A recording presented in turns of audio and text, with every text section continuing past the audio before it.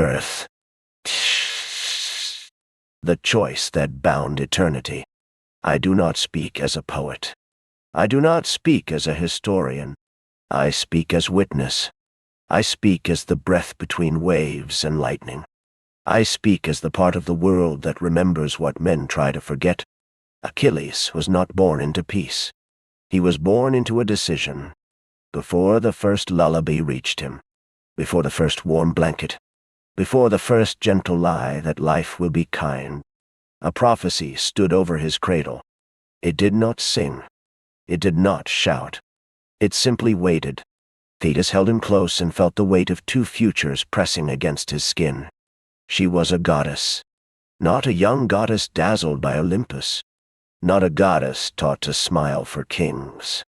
She was old sea, deep sea, sea that has swallowed fleets and kept their bones like pearls. Her love was not soft. It was absolute. Peleus stood nearby and tried to look like a father, a mortal king with mortal pride, a man who believed he could protect what the world had already claimed. But in that room, the true powers were not crowns, not spears, not armies, only fate, only love, only time. The choice was cruel in its simplicity. A long life, a quiet life, a life that ends in a bed with hands held by grandchildren who do not know what they are holding. Or a short life, a bright life, a life that becomes a blade in the throat of history. Thetis did not accept choices. She challenged them. She carried Achilles into the night where the sea listened like an accomplice. The shoreline recognized her steps. The waves did not dare to rise too high. She went where mortals do not go, where even gods move carefully. Some will speak of the river that erases pain. Some will speak of sacred fire that burns away weakness. Men argue about methods because methods are safer than truth.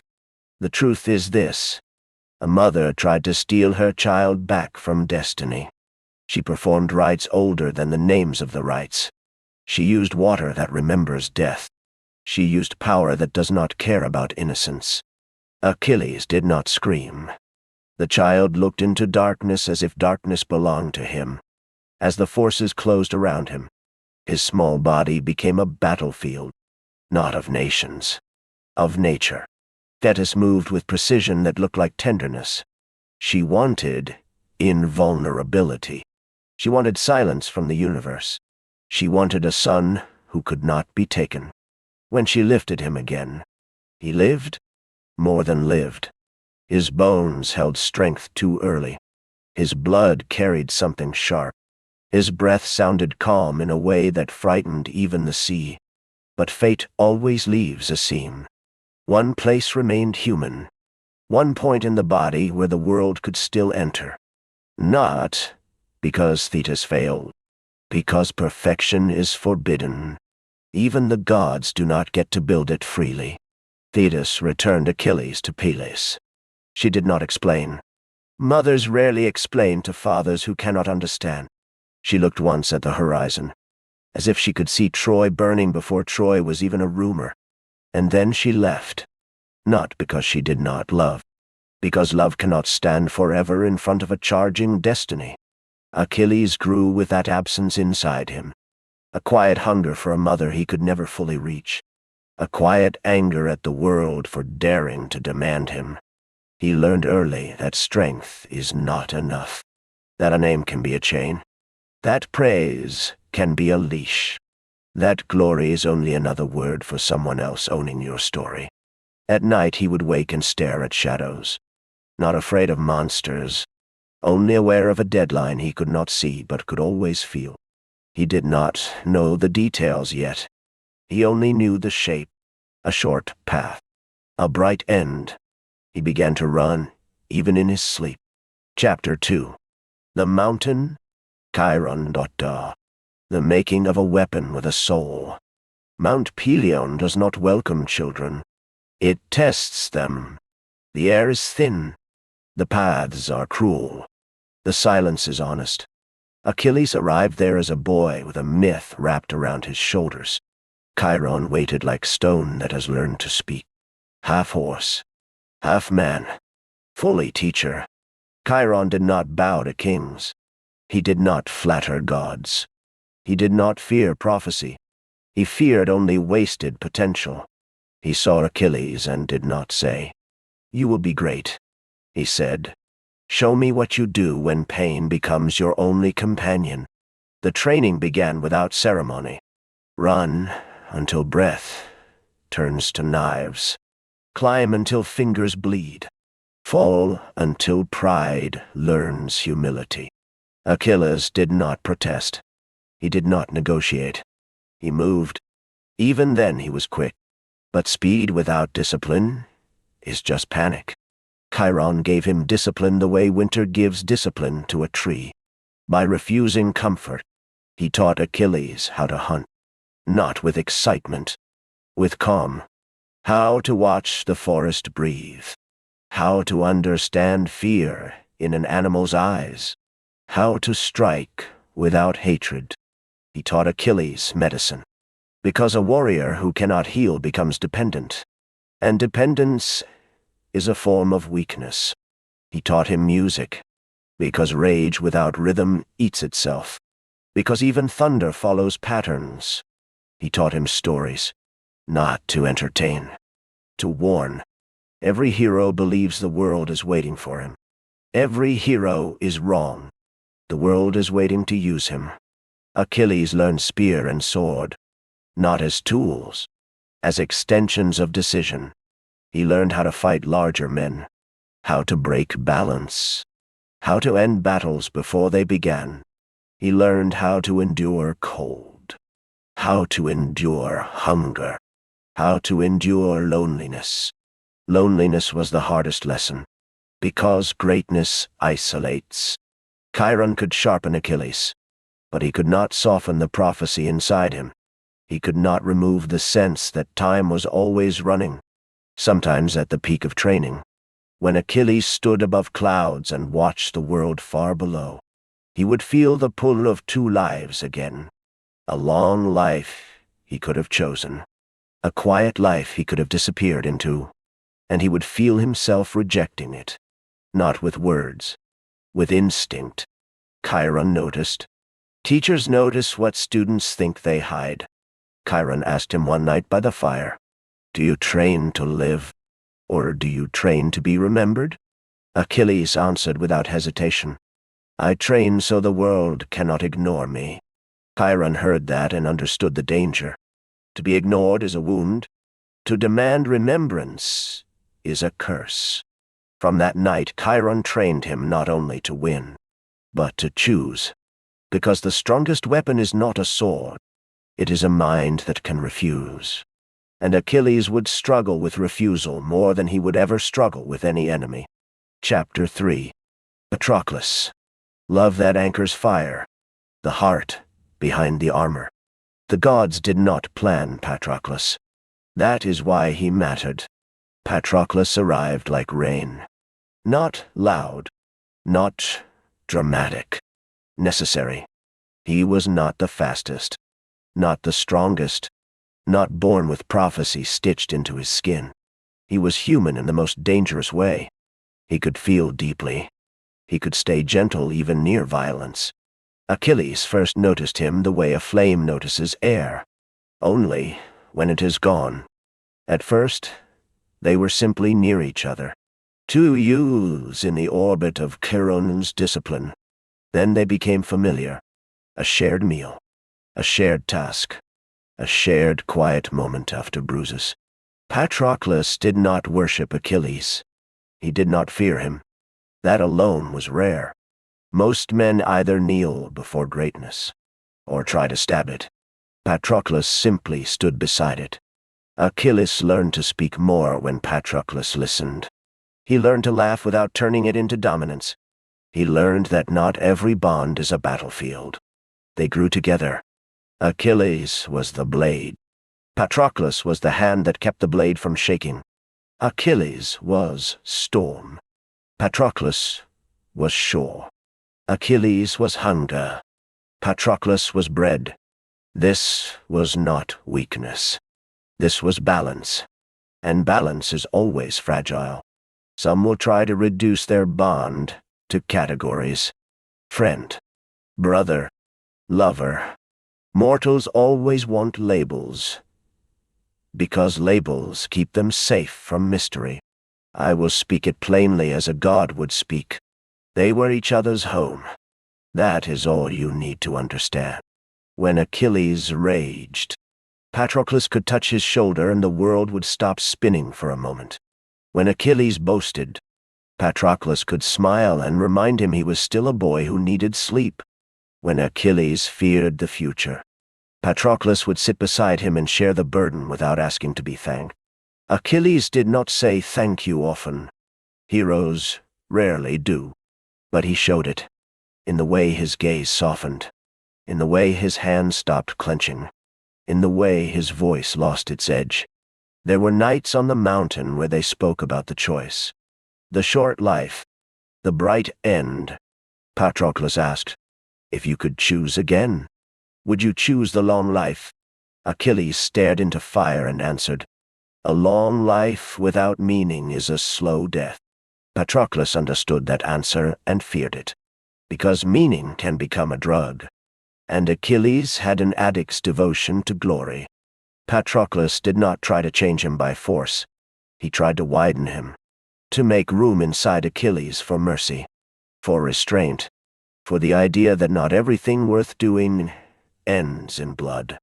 But war was already moving like a tide, and even love cannot hold back the ocean forever. Chapter 4.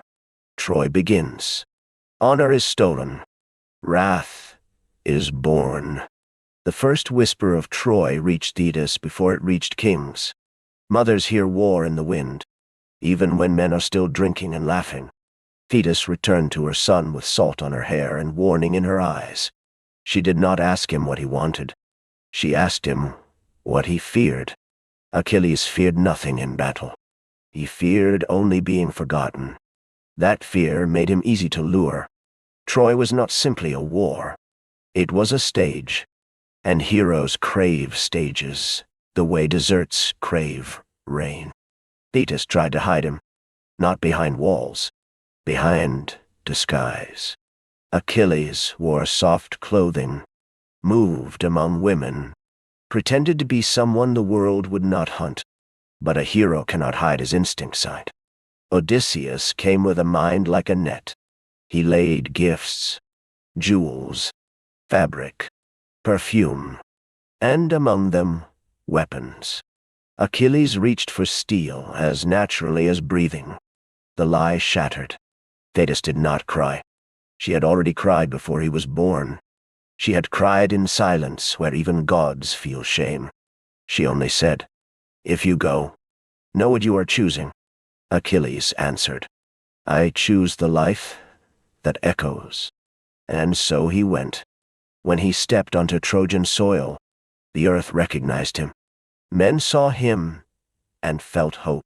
Trojans saw him and felt cold in the spine. Achilles did what he was made to do.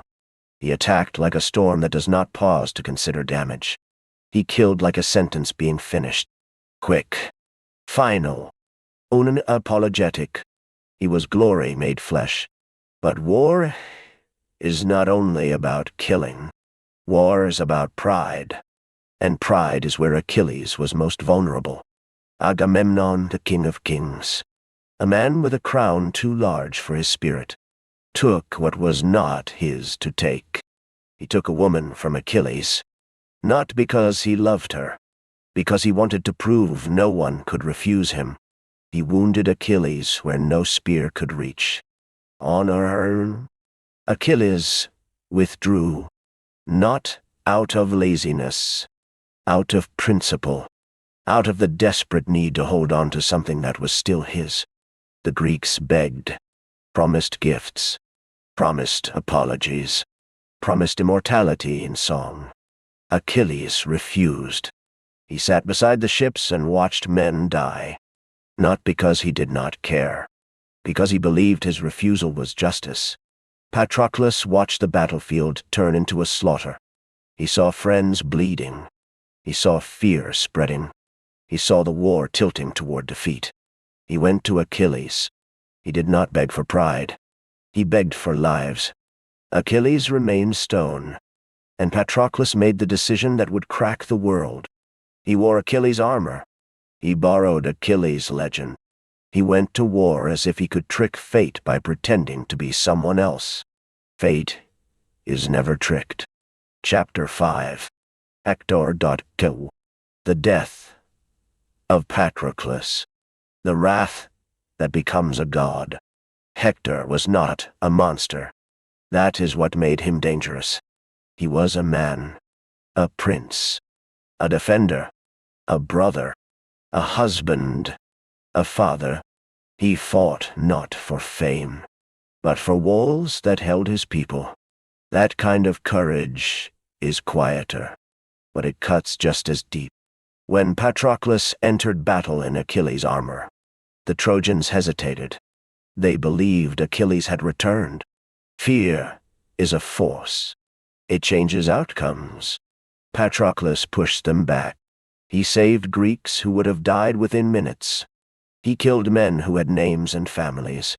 He felt the armor heavy on his shoulders, not because of bronze, because of borrowed identity. Patroclus forgot the limit. He chased too far. He pressed too deep into the city's breath. Apollo struck him first, not with love, with correction. The god stripped the advantage. The god removed the illusion. Then Hector met him. Hector saw the truth, not Achilles. A man wearing Achilles like a mask. Hector fought clean, strong, accurate, human. Patroclus fought with desperation, and desperation always loses to purpose. Hector killed him, and the world changed. When the news reached Achilles, I watched the air around him tighten. This was not sadness. Not yet. It was disbelief, the refusal of reality. The moment before a mountain splits, Achilles ran to the body. He saw Patroclus still, cold, silent. He touched his face, as if warmth could be commanded back. Then grief arrived fully. Grief entered him like a god. Achilles screamed, not like a warrior, like a soul breaking its cage. Even the sea shook. Even Olympus quieted. Because there are cries that remind gods they are not the only powers in existence. Achilles did not eat. He did not sleep. He did not speak gently again. His love had been murdered. And now only one language remained. Retribution. Thetis came to him. She did not lecture. She did not plead. She asked one final time, "Is this the choice you will complete?" Achilles answered with eyes that were no longer boys' eyes. "I will make them remember what they took." Thetis understood the final cost. If Achilles returned to battle, his own end would hurry toward him. But some beings cannot be saved from themselves. He needed armor. New armor. Armor worthy of what he had become. Hephaestus forged it. Not as a favor, as a recognition. This was no longer merely war. This was myth forming in real time. Achilles stepped onto the field, and the Greeks felt hope turn into certainty. The Trojans felt their courage tremble. Achilles was not fighting for victory anymore. He was fighting for an absence, for a voice he would never hear again, for a hand that would never touch his shoulder again. He killed without counting. He moved through men like wind through tall grass. The river choked on bodies. The river begged him to stop. Achilles refused the river as he had refused Agamemnon. Nothing was allowed to interrupt wrath. Hector understood what was coming. He stood outside the walls. He looked back once at his city, at his wife, at his child. He did not run at first. He waited. Then Achilles arrived. Two forces met, one fueled by duty, one fueled by grief. Duty is strong. Grief is stronger. They fought. Hector's skill was real. His courage was real. His strength was real. But Achilles had become something unnatural. He had become a weapon driven by love, turned poisonous. Hector fell. The world held its breath again. Achilles did not stop at victory. He crossed into cruelty. He dragged Hector's body, not to prove power, but to punish the universe through a corpse. That act stained his glory. Even gods looked away. Wrath makes monsters out of heroes. Not instantly, gradually, one choice at a time. Chapter 6. Death. The arrow. 1. The funeral fire. The legacy that refuses to die. After Hector's death, the war did not end. It only changed flavor. Troy still stood, but its spirit began to fracture. Achilles still fought, but something in him had already died with Patroclus. He moved as if the world were a room he wanted to leave, as if every victory was just another step toward the only reunion he believed in him. Men praised him. Men feared him. Men followed him. But inside Achilles, there was only an echo. He began to understand what Thetis had always known. Glory is loud, but it is not warm. One night he sat beside the sea. The same sea that had once witnessed his birth. The same sea that carried his mother's sorrow. Thetis appeared without sound. She did not touch him. She did not comfort him. She simply spoke the truth that mothers speak when the time for lies ends. Your story is almost finished. Achilles did not flinch. He had lived with a deadline in his blood since childhood. He asked one question. Will they remember Patroclus? Thetis answered, They will remember him, because you will not let the world forget. That was the last kindness she could offer. The end came not with a duel worthy of song, but with a moment, a small moment, the kind that shows how fragile even legends are. Paris, a prince not made for honorable combat, a man whose weapon was distance, a man guided by a god who enjoyed correction. The arrow flew, and it found what fate had left open. The seam, the human point in the body made almost divine. Achilles felt it, not as a sting, as a verdict arriving. He tried to move, tried to fight through it, tried to outrun the one enemy he could never outpace. Endings. He fell.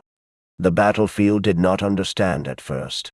Then it did, and a sound rose. Not cheering, not screaming. A sound closer to panic, because when a living symbol collapses, men feel the ground change beneath their feet. Achilles' deed. Not with peace, not with regret, with intensity, as if even his last breath refused to be ordinary. The Greeks fought over his body, because even in death he remained valuable. They built a pyre. They gave him fire. They gave him smoke that could rise high enough for gods to see. Thetis came with sea sisters. Their lament was not human grief. It was nature itself grieving, because Achilles was more than a man. He was a storm that had learned to walk. They honored him. They told stories. They competed in games. They tried to contain him with ritual. But you cannot contain a myth. What remained after Achilles was not only his name, not only his victories. It was a lesson. That honor can be stolen by kings. That rage can feel righteous. That love can transform a warrior into a god of destruction. That grief can make cruelty seem like justice. And still, that even the brightest flame carries a shadow. Achilles is remembered. Not because he was perfect, but because he was true to his nature. He chose the short life. He chose the echo. He chose the wound that never closes. Troy fell later. Walls broke. Kings died. Cities turned to dust. But Achilles remains. In every story where a man is offered safety and refuses. In every heart that confuses glory for meaning. In every war where love becomes fuel. In every voice that speaks his name and feels something sharpen inside the chest. That is his immortality. Not the invulnerable body his mother tried to craft, but the unforgettable impact he left on the world. I speak his story because the world still listens, not to learn how to fight, but to remember what fighting costs. Chapter 7. Ashes do not sleep. What the world did after Achilles. Death did not end Achilles. It only removed his body from the argument. The war continued because wars do not know how to stop when meaning collapses. Men kept fighting because stopping would require thinking, and thinking would force them to face what they had used. The pyre burned for days. Smoke climbed and refused to thin. It carried more than a body. It carried the realization that something irreplaceable had been spent. The Greeks stood in silence. Not respectful silence. Empty silence. The kind that comes when a sound has been removed from the world. They had relied on Achilles the way weak structures rely on a single pillar. And now, the pillar was ash. Some blamed Agamemnon. Some blamed Paris. Some blamed the gods. Most blamed fate. Blaming fate is the easiest way to forgive yourself. Thetis watched the smoke without tears. The sea does not cry the way mortals do. It withdraws. It becomes distant. It remembers. She gathered the ashes herself, not because she was a goddess, because she was a mother. She held what remained of her son. Not flesh, not bone. Memory reduced to weightless dust, and she understood something the world never would. Achilles had never belonged to the war. The war had belonged to him. Without Achilles, the Greeks changed. They became cautious. They became slower. They began to use tricks instead of force. Odysseus rose where Achilles had fallen. Cunning replaced fury. Wood replaced muscle.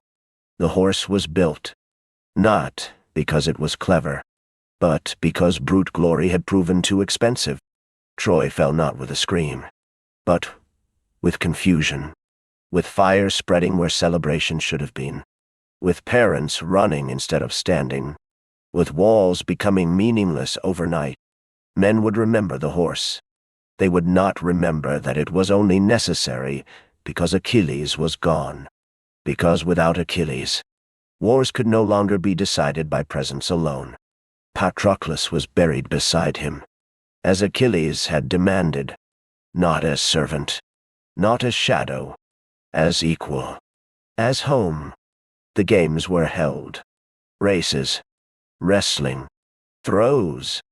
Men competed for prizes as if victory could still mean something.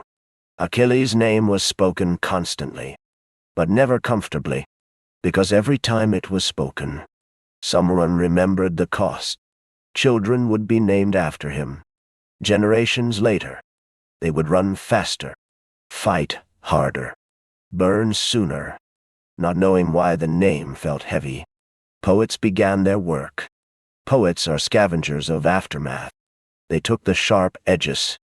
They softened them into beauty. They sang of speed, of glory, of triumph. They sang less of cruelty, less of dragging bodies, less of the moments where Achilles had crossed lines no god had drawn. That is how myth begins. Truth trimmed for survival. But some truths refused to be buried.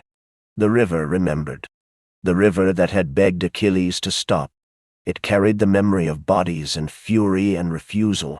Every time a warrior crossed it, the current felt heavier, as if the water itself were asking, "Is this worth another hero?" Thetis returned to the sea fully, not visiting, not watching, withdrawing. She had tried once to change fate. She would not try again. The world had proven its appetite. Achilles' armor was taken, passed, used. It never fit anyone the same. Not because of size, because it carried grief. Men who wore it dreamed of fire and absence. They woke restless, uneasy, unable to explain why victory felt hollow. Achilles became a measure. When a warrior fought too fiercely, they said, "He fights like Achilles." When a leader sacrificed too much, they said, "He burns like Achilles." When a young man chose danger over safety, they said, "He walks the short path." Achilles was no longer a man.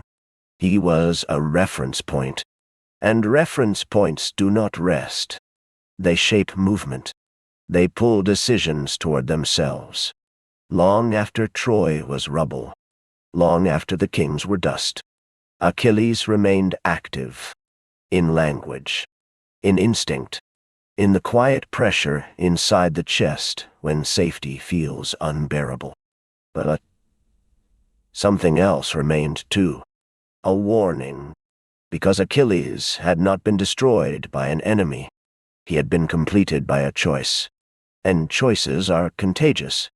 Men began to ask if glory is worth dying for, if memory is worth love, if being remembered is worth being alone at the end. Achilles did not answer. He never did. That silence is his truest legacy, because it forces the question to survive. Chapter 8. The immortality that hurts. The question that never ends. I have watched centuries move like tides. I have watched empires rise, believing they were permanent. I have watched them fall, believing they were exceptions. Through all of it, Achilles remains visible, not as a statue, not as a name carved in stone, but as a pattern. He exists in every moment where a man is offered safety and feels insulted by it. He exists in every leader who believes restraint is weakness. He exists in every lover who mistakes intensity for truth. Achilles is not remembered because he was strong. Many were strong. He is remembered because he refused compromise, and refusal is intoxicating. The world praises Achilles because the world envies him. He did not grow old. He did not decay. He did not watch himself become irrelevant. He burned and disappeared at the peak of his brightness. That is a fantasy mortals cherish, to exit before erosion begins. But the fantasy hides the cost. Achilles did not grow old, which means he did not learn how to soften. He did not forgive. He did not adapt. He did not experience the strange courage of continuing after greatness has passed. He never learned how to live without being exceptional. And that is a loss few acknowledge. Patroclus would have aged. Patroclus would have slowed. Patroclus would have learned new ways to matter. Achilles never did. His story froze him at his most dangerous moment. Young, loved, unfinished. That is why he feels eternal. Because unfinished things demand attention. Mothers still tell his story without meaning to. When they warn sons about anger. When they speak about choices that cannot be undone. Generals still study him without admitting why. Because strategy cannot explain him. Only temperament can. Artists return to him again and again. Because he embodies the conflict they feel. The desire to be seen. And the fear of what that desire might cost. Achilles is not a lesson about war. War is only the stage he used. Achilles is a lesson about identity. About the hunger to be more than ordinary. About the terror of being forgotten. About the way love can sharpen rage instead of dulling it. Thetis wanted to make her son invulnerable. She succeeded only in making him unforgettable. And that distinction matters. Because invulnerability ends pain. Unforgettable things spread it. Achilles' pain did not die with him. It traveled. Through stories. Through ambition. Through every young heart that believes meaning must be seized violently. Even now, when his name is spoken, Something stirs. Not admiration alone, not warning alone. Attention. A pull. The same pull Achilles felt as a boy. The pull between the quiet road and the burning one. That is why his story never ends. Not because of gods, not because of poets, because the choice he faced is the same choice the world keeps offering. Again, and again, and again. I do not speak his story to glorify him. I speak it to preserve its weight, because Achilles is not a hero to be copied. He is a fire to be understood. Touch it without thought, and it will consume you. Learn in its shape, and you may learn how to walk past it, or how to step into it with open eyes. Achilles shows, and the world is still living with that choice. That is his immortality. Not safety, not peace, not perfection, but consequence.